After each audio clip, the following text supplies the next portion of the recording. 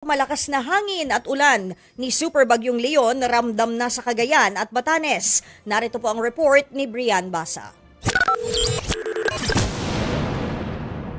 Setyembre lang nitong taon nang padapain ng Super Typhoon Julian ang Batanes. Kaya ngayong may nagbabadyang malakas na Bagyong Leon, puspusa na sa paghahanda ang mga taga-Sabta. Tulad ni Carol de la Cruz na naglalagay ng pananakta o wooden bar sa pintuan ng kanilang mga bahay. Tapangko naman kung tawagin nila ang pagtatakip ng malalaking tabla ng kahoy sa kanilang mga bintana.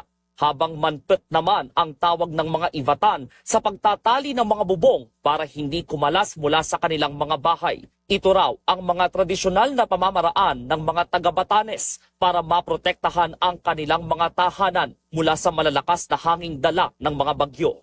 Talaga pong alarma na siguro yung lahat ng mga residente, kaya kahapon pa lang nag-secure na po kami ng mga bahay.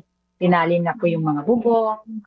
Then, kumuha na rin ng buhangin para maging yung sa sandbag para sa posibleng pagbaha. Ganun po yung Then, nagtapang ko yung naglalagay ng sa mga bintana ng mga plywood para matakpan yung bintana para hindi makapasok po yung hangin. Sinecure na rin po yung mga bangka. Wala nang bangka kahapon, and then mas lalo ngayon. And then, yung mga hayop nila na safety na rin po nila.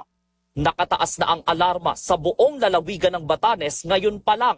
Ayaw na raw pakampante ng lokal na pamahalaan na hanggang ngayon ay nasa state of calamity pa dahil sa Bagyong Julian.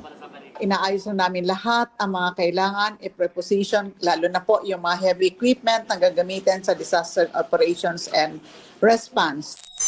Sa bayan ng Santa Ana sa Cagayan, nag-iikot na ang mga lokal na opisyal sa kani-kanilang mga barangay. Hinihikayat nilang lumikas ang mga residenteng maaaring bahain pagkahagupit ng Bagyong Leon.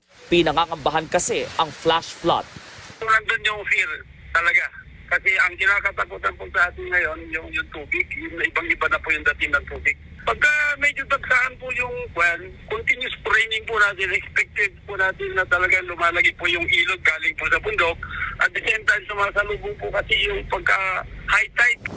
Mula sa Santa Ana, Cagayan, para sa 1PH, Brian Basa, News 5.